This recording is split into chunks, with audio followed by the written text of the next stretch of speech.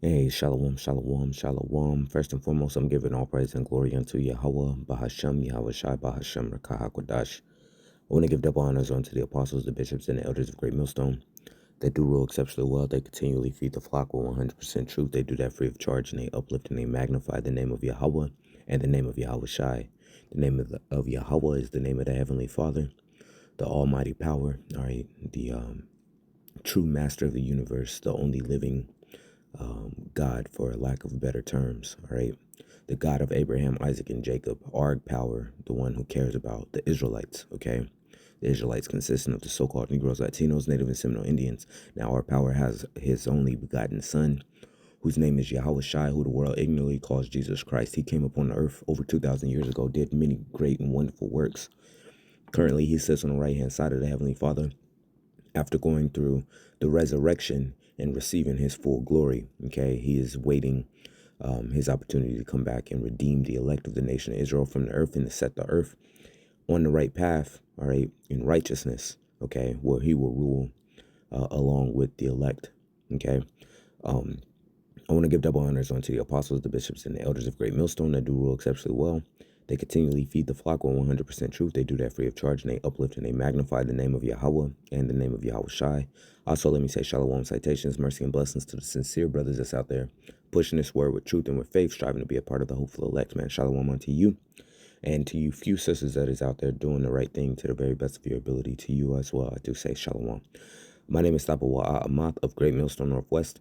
I'm coming back with another message. I'm gonna, try to go through this pretty quick because I don't have that much time. I gotta start getting ready for work right now. But I just woke up from a dream, all right, where I don't remember too many of the details, but I was giving counsel onto some brothers. There was, I guess, there were some brothers inside the dream that had joined onto the camp. There was like, multiple brothers and whatnot. So I was in a position giving counsel to them because there was infighting, all right, bickering that was going on in between them. They knew each other from before entering into the camp, and some of that was lingering. And I don't know, for whatever reason, that's the dream that I woke up from, which inspired me to go over a few scriptures, addressing that topic.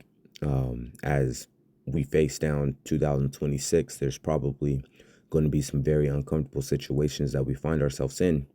And we got to stay strong, for the sake of the ministry, as far as not allowing, the smaller details of living here on this earth underneath Esau Edom, not allowing that to affect you and affect the brotherhood. All right. Here at Great Millstone Northwest, we've gone through our fair share of disagreements, individuals in truth who end up leaving or, getting booted and cast away. So anyway, there's a few scriptures that I would like to go over that have popped into my head. And as I said, Lord willing, this will be edifying. I plan on going through this pretty quick. First, what I want to get, the very first scripture I want to get is in the book of Proverbs. I'm sorry, in the book of Psalms 133. All right. Verse 1 right here, which is a song of degrees of David. Okay. Psalm chapter 133, verse 1, it says, "Behold, how good and how pleasant it is for brethren to dwell together in unity. It is like the precious ointment upon the head that ran down upon the beard, even Aaron's beard that went down to the skirts of his garment, as the dew of Hermon, and as the dew that descended upon the mountains of Zion. For there the Lord commanded the blessing, even life forevermore." In the NLT, says how wonderful and how pleasant it is for brothers to live together in harmony. All right. You got to the very best of your ability, provide that on each side too. Now, there will come times where you would disagree with a brother. There will come times where, you guys won't be the best of friends. We're human. There'll be times where offenses may occur. Okay. But you have to do your due diligence to find a way to work around that. And that comes through communication, okay? Not through secret feelings, you know what I'm saying? Not voicing anything, but actually through communication, talking some things out, man. All right, that's how you gain your brother back. Okay, the scriptures tell you that that's the process that you're supposed to do. I believe that's in the book of Matthew, the 18th chapter, if I'm not mistaken, and we'll grab that here in just a second. Before we do get to that, let's get the book of St. John, chapter 17, real quick. All right, because in Yahweh's prayer that he was praying to the Heavenly Father, he was praying that the men that was his, that they be here in unity, man. Okay, Matthew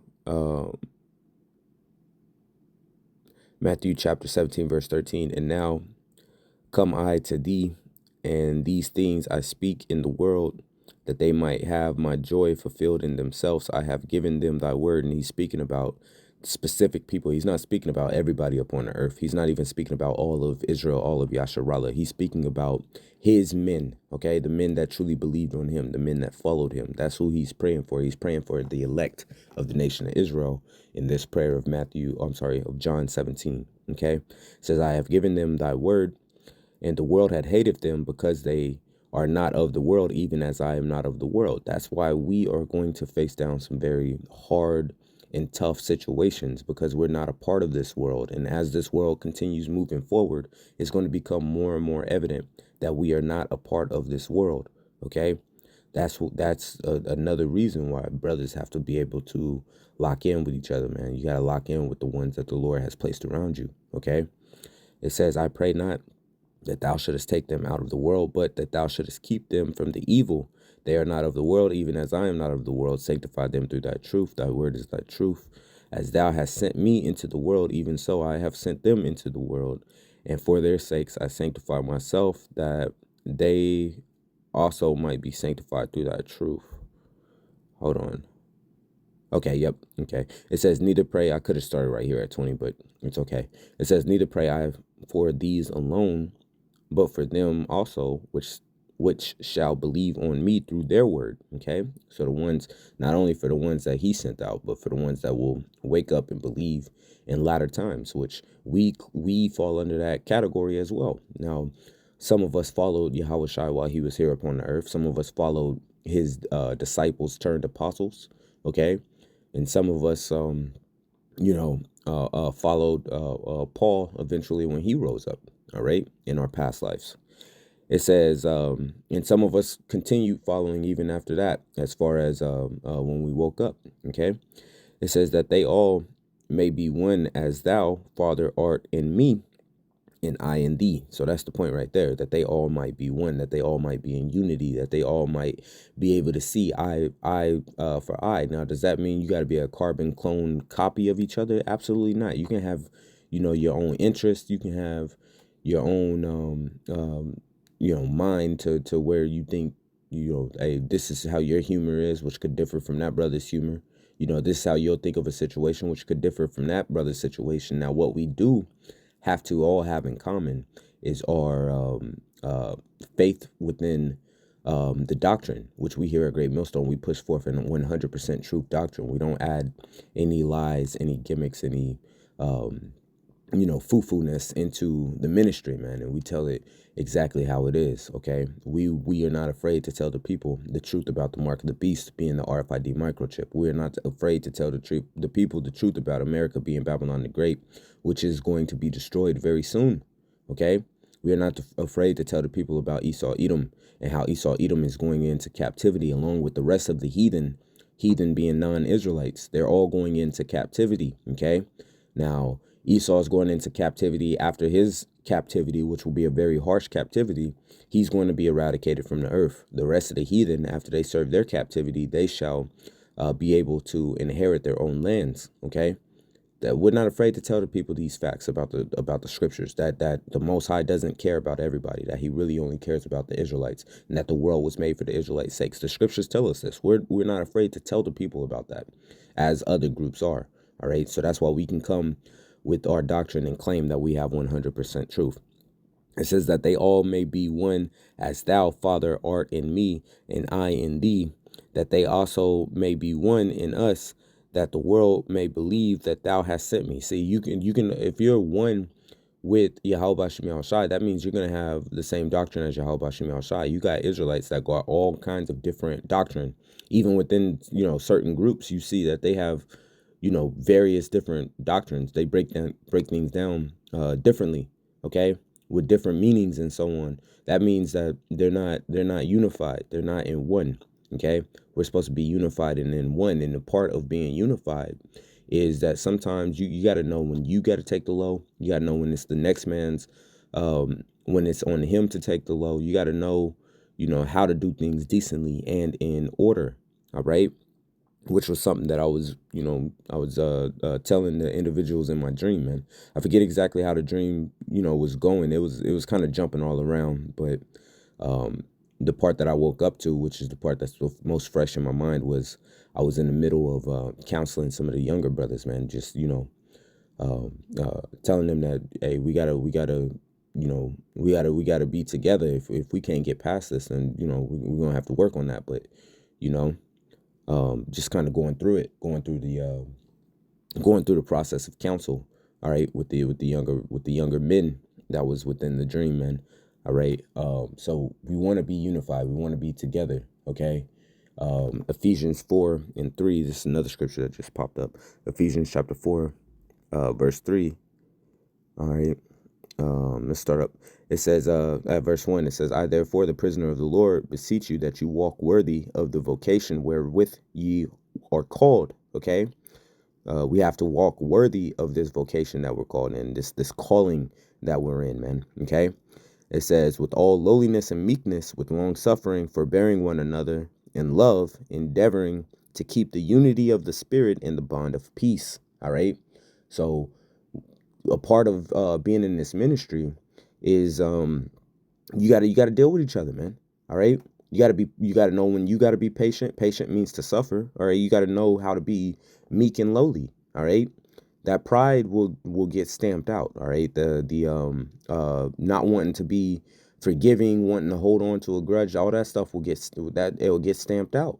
Now you can be upset with a brother for a while. All right. Be angry and sin not. You can, a brother can do something to where you're upset with them, but that doesn't mean that you do any evil unto them. Okay. You could be upset with them. You can let them know that you're upset with them. Okay. But that doesn't mean that you go out, you do anything, evil onto them, man. Or that you turn your back on them and completely, you know what I'm saying? Like, no, like you work through it. All right. And sometimes the way you got to work through it is you just got to, hey, I'm a step back from you for a little bit, bro. Until, I'm not upset no more. I got to work this out in my mind. I got to pray about it. I got to, you know what I'm saying? I got to ask the Lord to give this to me, the forgiveness, so I can get over whatever the situation was. Sometimes that is necessary, man. All right. Sometimes that's necessary, but we got to handle things properly. I haven't always handled things properly. All right. In the past, in fact, more times than not, I handle things incorrectly. So it's not as if I'm trying to be a hypocrite.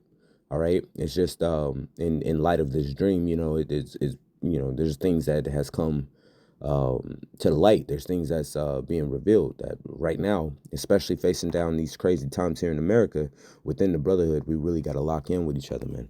Okay. We got to lock in with each other because we need to be keeping the unity of the spirit and the bond of peace, man. Okay. I might call this video this unity of the spirit and the bond of peace. Okay. All right. You gotta remember it's the devil that's always seeking you, man. That's what it told us in First Peter, the devil seeking as a roaring lion, right?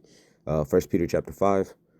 First Peter chapter 5, verse 8. It says, be sober, be vigilant, because your adversary, the devil, as a roaring lion, walketh about seeking whom he may devour. So it's always going to be a play on your mind. All right. And really, the only way we'll fall apart is we fall apart from within. All right. So keep that unity, keep that faith in Yahweh Shem Yahushai. Let's go. Let's grab that Matthew. Okay, what was that? Matthew, the 18th chapter, I believe, if I'm not mistaken. Matthew 18. Just real quick. Trying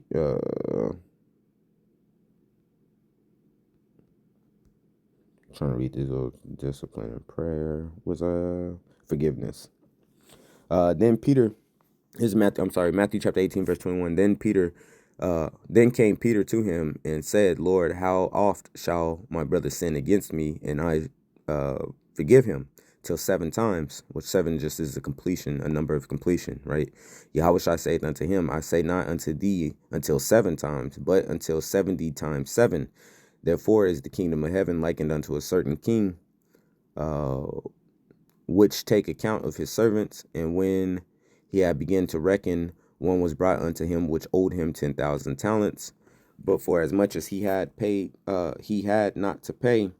His Lord commanded him to be sold, and his wife and his children and all that he had, and payment to be made. The servant therefore fell down and worshipped him, saying, Lord, I have patience with me, and I will pay thee all. Then the Lord of that servant was moved with compassion, and loosed him, and forgave him the debt. But the same servant went out and found one of his fellow servants, which owed him 100 pence. And he laid hands on him, and took him by the throat, saying, Pay me that thou owest. And his fellow servant fell down at his feet, and besought him, saying, Have patience with me, and I will pay thee all. And he would not, but went and cast him into prison till he should pay the debt. All right. Now this is likened unto a offense. All right. Because we've offended Yahweh Shem Yahushai, and Yahweh Shem Yahushai has given us the opportunity to repent and receive the forgiveness. So shouldn't we do that with each other as well? All right.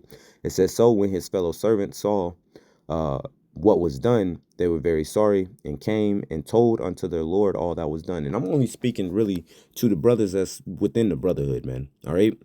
Anybody that's outside, man, I'm not able to. Ain't no, you know what I'm saying? I'm not. This isn't directed towards them. I'm talking about the brothers that's out there laboring with you. All right, that's standing side by side with you, in the name of Yahweh Shem Yahushai. These are the ones that we got to work to settle any quarrels with, man.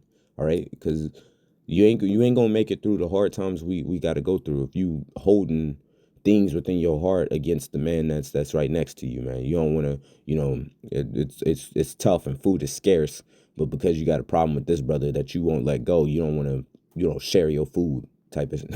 I'm just making up a scenario. I'm just saying, like, hey, man, the times that we're approaching is going to be very tough when we need each other. All right, the scriptures tell you that iron sharpeneth iron. It tells you that two are better than one, and a threefold cord is not easily broken. Okay, it says then his Lord, after that he had called him, said unto him, O thou wicked servant, I forgave thee all the debt, because thou desirest me. Shouldest not thou have had compassion on thy fellow servant, even as I have had pity on thee? And that's a great point right there, man. All right, we're supposed to have compassion on each other. All right. Sometimes, it takes a little bit. Sometimes it's not going to be instantaneous, man, but you do have to work towards it. Okay. You have to work towards it, and we have to forgive each other our our trespasses, man, especially if it wasn't something that was, practically a sin unto death. Now, if a brother goes and sleeps with your wife, he's not a brother. All right. I'm not talking in that type of situation, in that type of an extreme situation, but the smaller quarrels that happens in between, just because we're men in this flesh, you got to know how to let that go, man. Okay. It says, and his Lord was wroth and delivered him into the tormentors, till he should pay all that was due unto him. So likewise shall my heavenly Father do unto you, if ye from your hearts forgive not everyone his brother their trespasses. So bam, that's the point. Okay. I'm gonna go ahead and close it there. Like I said, I didn't really have too much time. All right. I just wanted to lay something real quick. Okay. I didn't lace anything last night. I had it in my spirit, but the flesh was tired, so I ended up going to sleep pretty early last night. But Lord willing, the message from this was received. Okay, and until next time, I'm gonna go ahead and say shalom.